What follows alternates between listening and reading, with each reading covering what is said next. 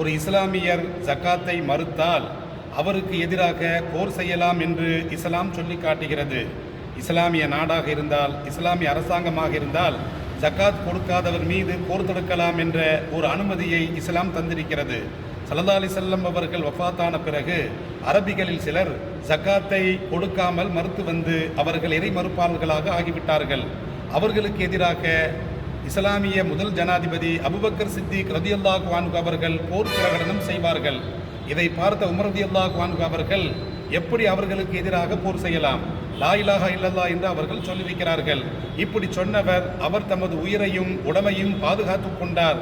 தண்டனைக்குரிய செயல்களை அவர் செய்தாலே தவிர அதனுடைய விசாரணை அல்லாஹ்விடத்தில் இருக்கிறது என்று ஸல்லல்லாஹு அலைஹி வஸல்லம் அவர்கள் சொல்லியிருக்க, இவர்களுக்கு எதிராக எப்படி போர் செய்ய முடியும் என்று உமர் கேட்ட பொழுது, யார் தொழுகையும் ஜக்காத்தையும் பிரித்து பார்க்கிறார்களோ அவர்களுக்கு எதிராக நான் போர் செய்வேன் என்று சூளுரைத்தார்கள்.